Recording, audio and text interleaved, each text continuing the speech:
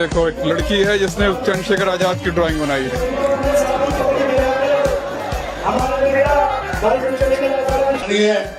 आपने आज कैसा लगा? इसके लिए आपका बहुत बहुत धन्यवाद। प्राउड फील हो रहा है। सम्मानित तुमने क्यों बनाई उनकी तस्वीर? क्योंकि मैं उन्होंने अब आपके सामने संघर्ष से मुख्य लड़ना अतिथि सिखाया है। बोलेंगे।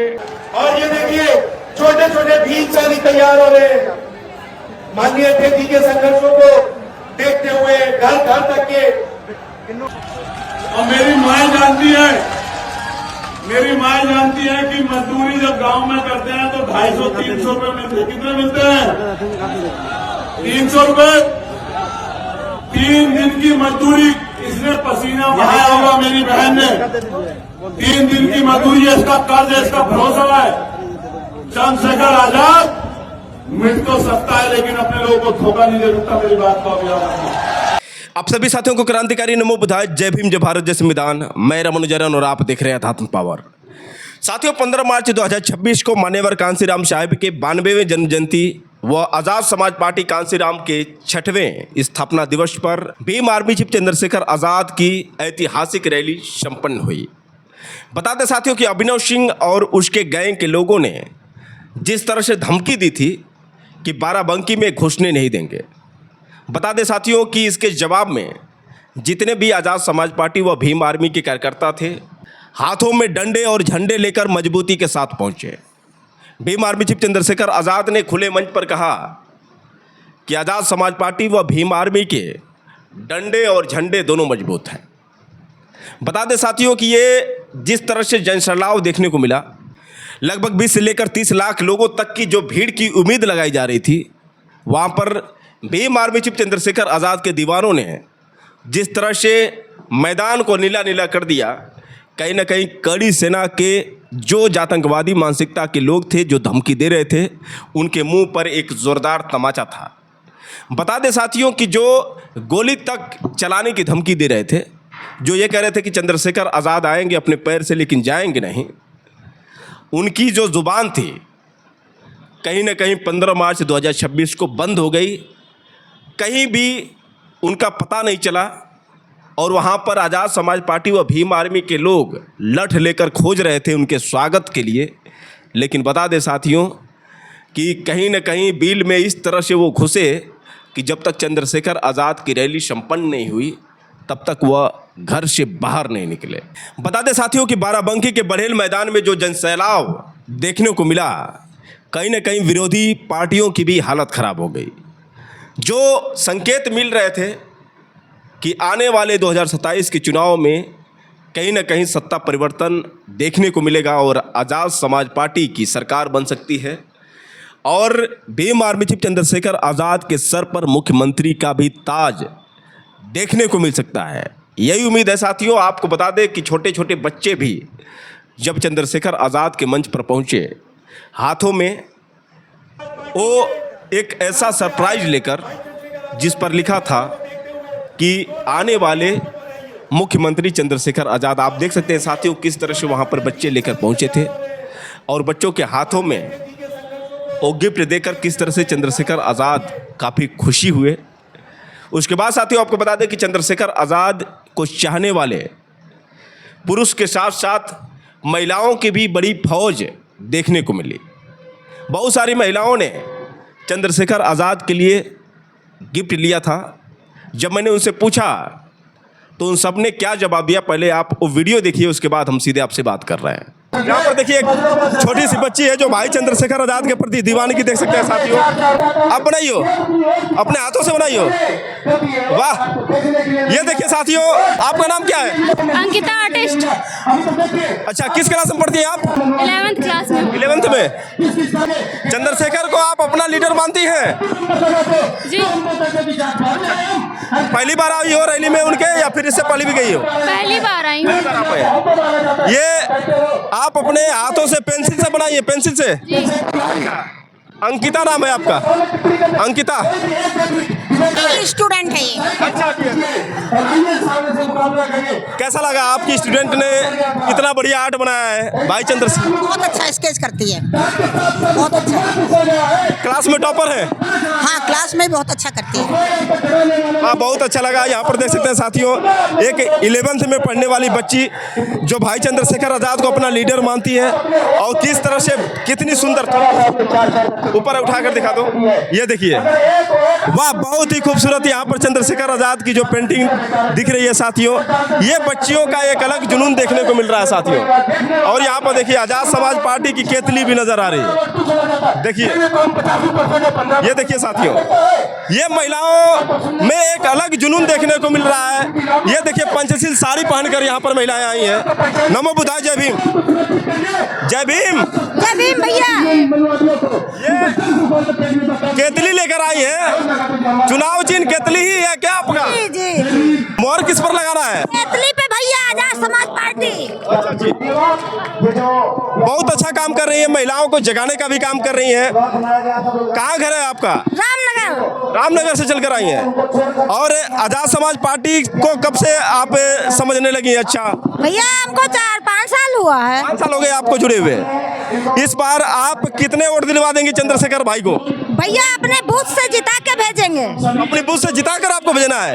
एक बार ताली बजा दीजिए। आप भाई को कितना बड़ा नेता मानती है? बहुत बड़े नेता हैं भैया, उनके जैसा कोई नेता ही नहीं है। उन्होंने हर घर में नेता बनाने का काम किया है और आज तक जितने नेता हुए हैं वो अपने आप में स्वयं नेता हुए हैं। पर एक भैया ऐसे हैं जो हर घर में एक नेता तैयार किए हैं। उनको धमकी देने वाले बोल रहे थे कि चंद्रशेखर जाएंगे पैरों से, लेकिन वापस पैरों से नहीं आएंगे। वो सिर्फ धमकी ही दे सकते हैं, उखाड़ कुछ नहीं सकते हैं। ये देखिए, अरे बाप रे बाप, आप भी डंडा लेकर आई हैं। वो लाठ बजाने का काम हम भी अच्छे से करते हैं। मतलब कि अगर जरूरत पड़ी तो आप भी कम नहीं रहेंगी, लाठ चलाएंगे। बजा देंगी आप बिल्कुल उसको, जो भी चंद्रशेखर पर बोलेगा। बिल्कुल 100%। वो तो बोला है कि नीले गमछे में आएंगे हम जी, नीले गमछे पहन कर आएंगे, तो फिर कैसे पहचानेंगे आप? अरे वो पहचान लिए जाएंगे भैया। हम लोग भीम आर्मी वाले हैं, एक नजर में पहचान लेंगे उनको और उनके पिछवाड़े पे अच्छे से लठ बजाएंगे। बहुत बहुत साधुवाद। देखिए यहाँ पर बहुत, ये तो हरी बात है, लगेगी तो बहुत जोर से लगेगी चोट। बिल्कुल बिल्कुल, कल ही कटवाए हैं। अभी कटवा के लेकर आए। जी जी।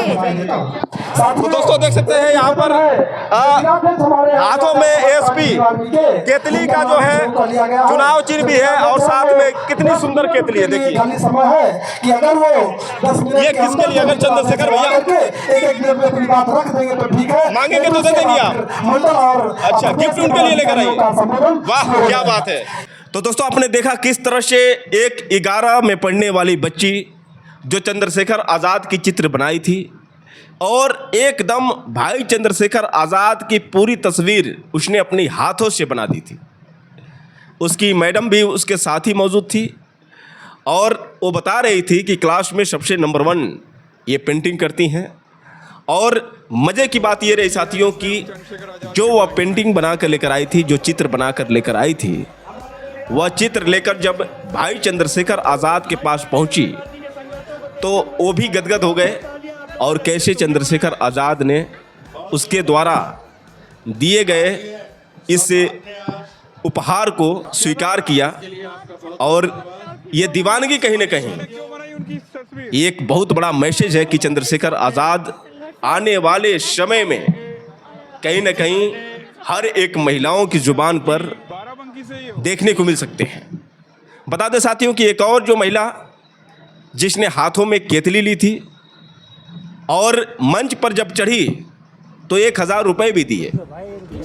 मजदूरी करने वाले परिवार की वह महिला, सोचिए कि चंद्रशेखर आज़ाद को जब जाकर 1000 रुपये गिफ्ट देती है और साथ ही साथ जो केतली ली थी केतली भी देती है। उसके बाद भाई चंद्रशेखर आज़ाद काफ़ी गदगद हुए। आखिर चंद्रशेखर आज़ाद ने क्या कहा, पहले आप उनकी ये बात सुनिए, उसके बाद हम सीधे आपसे बात कर रहे हैं। अच्छा, केतली में 1000 रुपये भी है और मेरी माँ जानती है कि मजदूरी जब गांव 250-300 रुपए मिलते हैं। कितने मिलते हैं? 300 रुपए। 3 दिन की मजदूरी, इसने पसीना बहाया होगा मेरी बहन ने। 3 दिन की मजदूरी है, इसका कर्ज है, इसका भरोसा है। चंद्रशेखर आजाद मिट तो सकता है लेकिन अपने लोगों को धोखा नहीं दे सकता। मेरी बात को अब याद रखना। और वो नोट नहीं बना जो चंद्रशेखर आजाद को खरीद लेना रुकूंगा, ना बिकूंगा, ना झुकूंगा। संघर्ष जारी रहेगा। मैं अपनी बहन का धन्यवाद करता हूं, बहुत बहुत धन्यवाद। और ये जो बहन है, क्या आपका क्या नाम है? और कब बताओ, इधर आओ मीना बहन।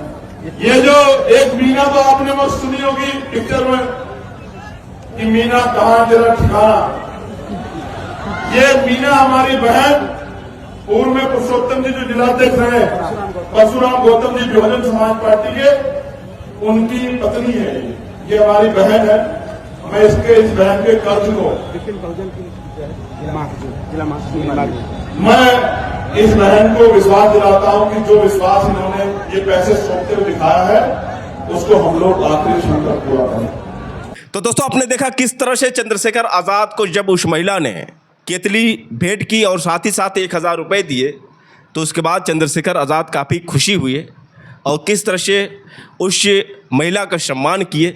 तो ये दर्शाता है साथियों कि चंद्रशेखर आज़ाद के जितने विरोधी हैं, जितना ही चंद्रशेखर आज़ाद को टॉर्चर करने की कोशिश कर रहे हैं, चंद्रशेखर आज़ाद को परेशान करने की कोशिश कर रहे हैं, चंद्रशेखर आज़ाद को धमकी दे रहे हैं, उससे चंद्रशेखर आज़ाद की लोकप्रियता और दिन पर दिन बढ़ती जा रही है। अभिनव सिंह और उसके गैंग के लोगों ने जिस तरह से लगातार चंद्रशेखर आज़ाद को धमकी दिया, उसके बाद जब चंद्रशेखर आज़ाद के दीवानों ने वहाँ पर अपनी उपस्थिति दर्ज कराई, अपनी ताकत दिखाई, उसके बाद कुछ आतंकवादी मानसिकता के लोग जो धमकी दे रहे थे, उनकी हालत क्या हुई साथियों आपने देखा। बता दें साथियों कि चंद्रशेखर आज़ाद जब मंच पर पहुँचे और मंच पर उन्होंने जब तेजाबी भाषण दिया तो सबके पसीने छूट गए। आखिर चंद्रशेखर आज़ाद ने कैसी स्पीच दी, पहले आप उनकी पूरी स्पीच देखिए, उसके बाद हम सीधे आपसे बात कर रहे हैं। काशीराम साहब ये कहते थे कि विरोधी दुश्मन का काम है कि वो हमें गुमराह करेगा। जब वो हमें गुमराह करेगा तो हमारा भी काम है कि उसका काम है हमें गुमराह करना, और हमारा काम है ना गुमराह होना, ना अपने लोगों को गुमराह होने देना। अगर हम उनकी बातों में आ गए तो वही होगा जो 2012 से पहले हुआ कि लोकसभा में प्रमोशन में रिजर्वेशन का बिल फटेगा और दलित आदिवासी समाज के कर्मचारी अधिकारियों के अधिकारों पे हमला होगा। प्यारे साथियों, ये दल उस दिन कहा थे जब एक बाबा ये कह रहा था कि मरे मुलायम काशीराम प्रेम से बोलो। ये कहा थे उस दिन, अगर ये वास्तविकता में मान्यवर काशीराम साहब और मुलायम सिंह जी को भी दिल से मानते तो ये उस दिन सड़कों पे आके आंदोलन करते कि हमारे महापुरुषों का अपमान नहीं सहेंगे। अकेला चंद्रशेखर खड़ा था जिसने उस बाबा को कहा कि हैसियत में रहना, अगर हमारे महापुरुषों पे टिप्पणी करोगे तो ऐसा इलाज किया जाएगा कि भागने की जगह भी नहीं मिलेगी। अकेला चंद्रशेखर था इस बात को कहने वाला। इसलिए मैं आपसे कह रहा हूं प्यारे साथियों, साहब काशीराम साहब कहते थे कि मुर्दा लोग मिशन नहीं चलाते और जिंदा लोग मिशन को रुकने नहीं देते। इसलिए मैं आपसे कहना चाहता हूं, आज मेरे साथ आपको संकल्प लेना है, क्योंकि काशीराम साहब ने कहा था जिस समाज की गैर राजनीतिक जड़ें मजबूत नहीं होती उसकी राजनीति भी कामयाब नहीं होती। हमें अपनी सामाजिक जड़ें मजबूत करनी है, हमें बहुजन समाज में भाईचारा पैदा करना है और राजनीतिक शक्ति हासिल करनी है। और जिस दिन राजनीतिक शक्ति हमारे पास होगी फिर हम पे जुर्म जाति अत्याचार कोई नहीं कर पाएगा। प्यारे साथियों, ये लड़ाई राजपाट की है। हमारा राजपाट मुट्ठीभर लोगों ने छीना हुआ है, हमें राजपाट वापस लेना है। तो राजपाट की लड़ाई को हमें किसी की मेहरबानी पर नहीं, ये राजपाट किसी की मेहरबानी पर नहीं मिलेगा, ये अपील करने से भी नहीं मिलेगा। इसके लिए हमें शक्ति बनानी होगी और शक्ति बनाकर ही हम राजपाट ले पाएंगे। और जब राजपाट ले लेंगे तो याद रखो मेरी बात को, जिस दिन राजपाट होगा उसी दिन महापुरुषों का अधूरा सपना भी भारत में पूरा होने का काम होगा। प्यारे साथियों,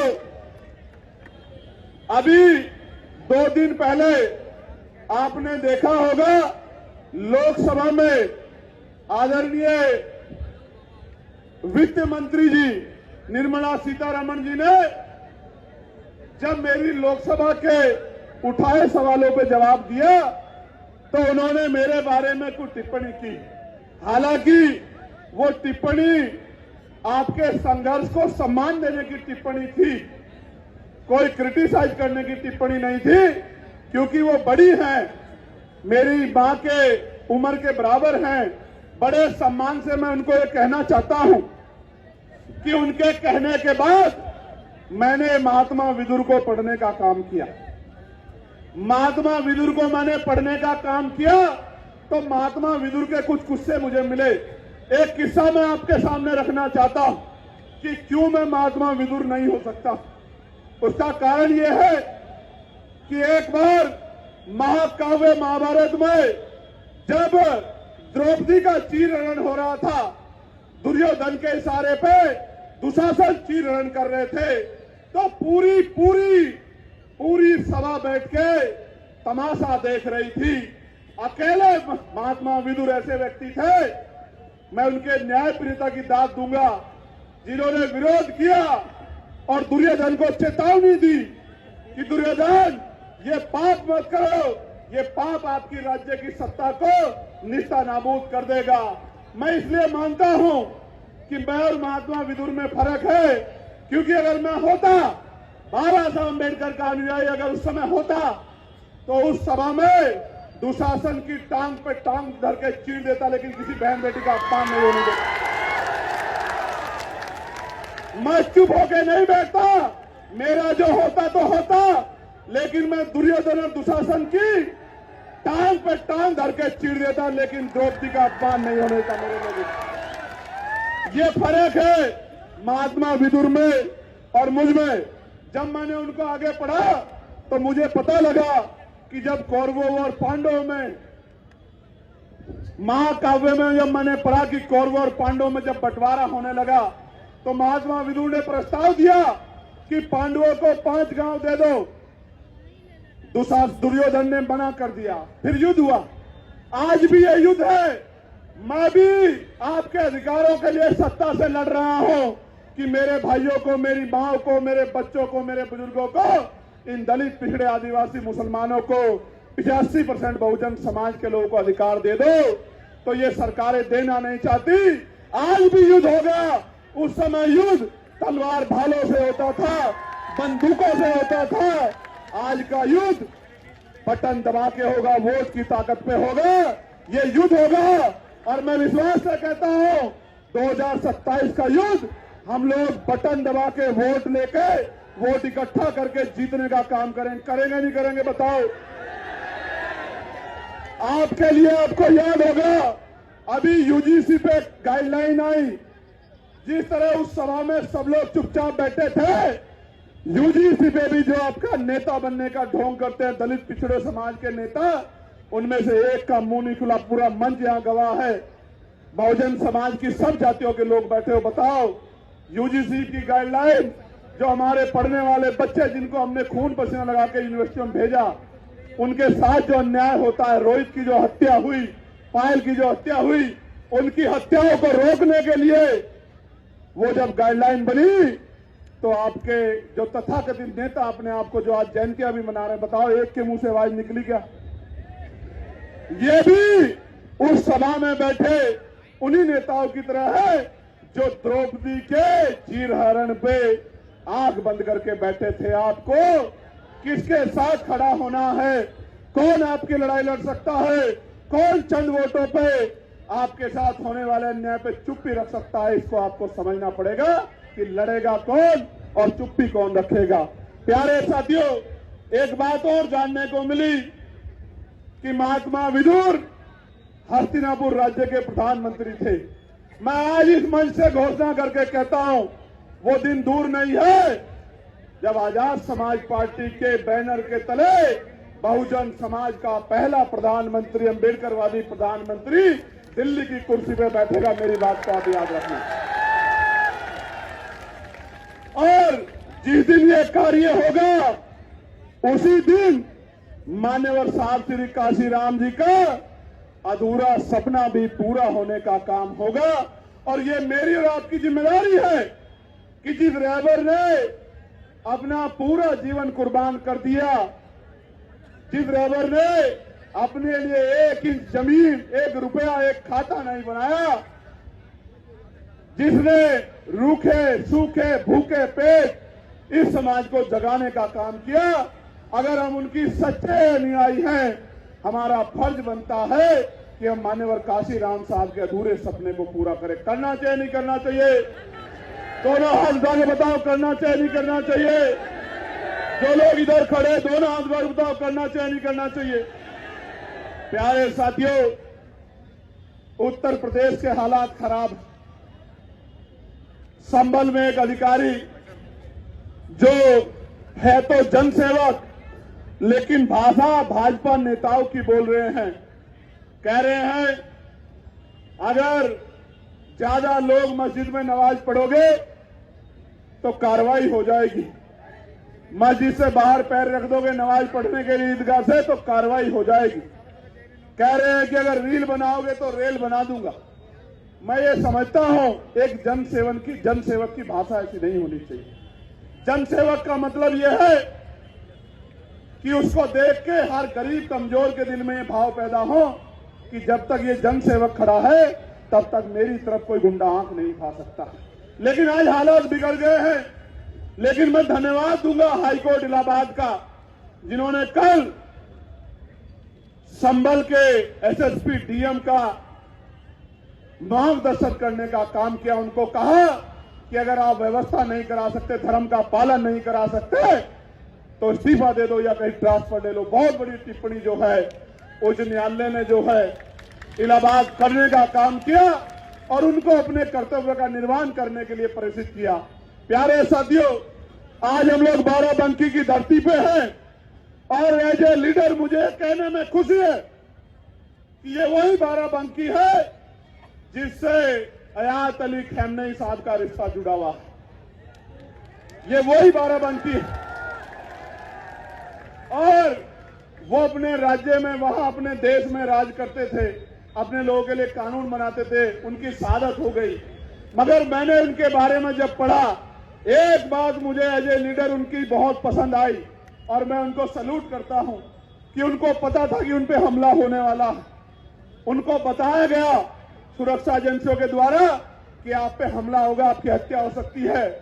तो उस शेर दिल बहादुर शहादत प्राप्त करता उस नेता ने कहा कि पहले मेरे देश के 9 करोड़ लोगों को सेव करो, फिर मेरी सुरक्षा के बारे में सोचो।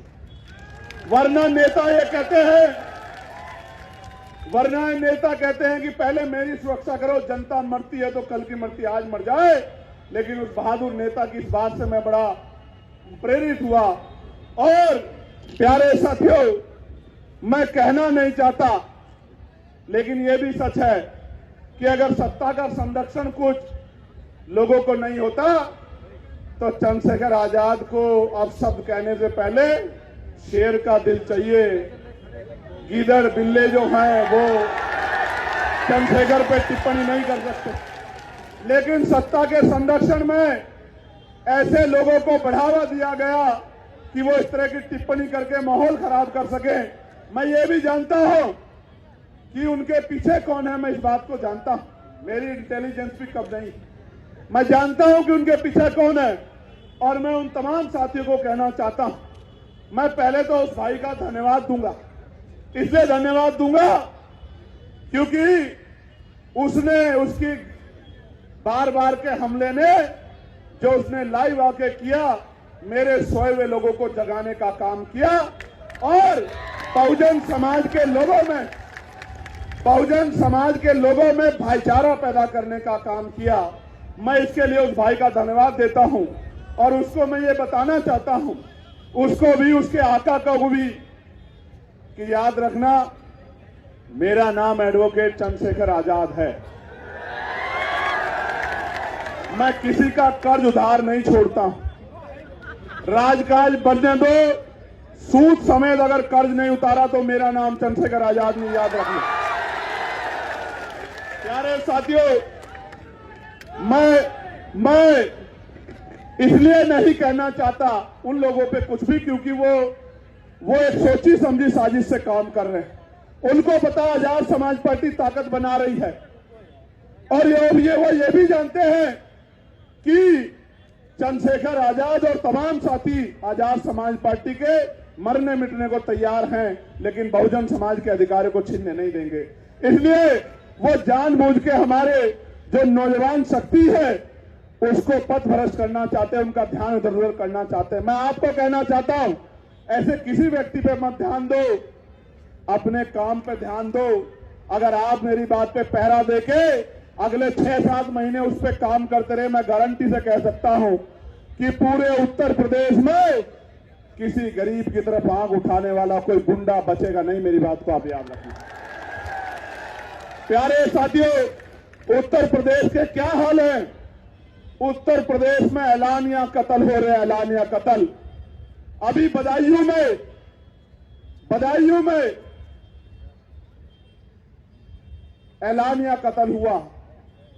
2 महीने पहले सुधीर गुप्ता जी ने एप्लीकेशन दी कि मेरी जान को खतरा है, मुझे धमकियां मिल रही है, लेकिन उस बात को नजरअंदाज कर दिया गया। तो जाके एक अपराधी ने 2 लोगों की सरेआम हत्या कर दी। ये ऐलानिया कत्ल उत्तर प्रदेश में हो रहे, और मुख्यमंत्री कहते हैं कानून का राज स्थापित है। मेरी बात पर गौर करना साथियों। संभल में किशोरी के साथ गैंगरेप हुआ, कल मैंने ट्वीट किया, और मुख्यमंत्री कहते हैं हर चौराहे पे यमराज खड़ा। लेकिन यमराज जब गुंडे भारतीय जनता पार्टी से जुड़े हुए होते हैं तो यमराज छुट्टी पे चले जाते हैं। प्यारे साथियों, कब साड़ के मां को मार दिया गया, बेटी को उठा ले जाया गया, और बेटी का चीरहरण मीडिया के माध्यम से हुआ, और उस परिवार से जो वादे किए थे वो पूरे नहीं किए। मैं जाऊंगा परिवार से मिलने, वहीं आंदोलन करूंगा जब तक उस परिवार की मांगे पूरी नहीं होगी, मैं नहीं बैठूंगा चैन से। और रामपुर के बिलासपुर में भी एक पुलिस की जवान के द्वारा गोली मार के हत्या कर दी गई थी। उनके साथ भी सरकार ने वादे किए थे। हाथरस के परिवार के साथ भी सरकार ने वादे किए थे, एक भी वादा पूरा नहीं किया। मैं विपक्ष के साथियों को भी कहना चाहता हूं कि जिस तरह खामनेई साहब ने बहादुरी दिखाते हुए शहादत कबूल की, आप भी डरो मत, मेरे साथ खड़े हो जाओ। इस भारतीय जनता पार्टी को 2027 में उखाड़ के फेंक देंगे हम लोग उत्तर प्रदेश में। आप डरो मत, विपक्ष के साथियों डरो मत, मुकाबला करो। शहादत जिनके हिस्से में शहादत आएगी, समाज उनको याद भूलेगा नहीं। और जो लोग अंदर से समझौता करके बीजेपी का काम करेंगे, समाज उनको भी भूलेगा नहीं। मेरी बात को आप याद रखना। तो दोस्तों, आपने सुना किस तरह से चंद्रशेखर आज़ाद ने विरोधियों की हालत खराब कर दी। एक ऐसा भाषण जिस भाषण से कहीं ना कहीं सबकी नींद हराम हो चुकी है। वैसे साथियों, आप लोगों को चंद्रशेखर आज़ाद की स्पीच कैसी लगी कमेंट में बताइए, और इस वीडियो को ज़्यादा से ज़्यादा शेयर करिए। फिर मिलेंगे अगले वीडियो के साथ, तब तक के लिए क्रांतिकारी नमो बुद्धाय। जय भीम।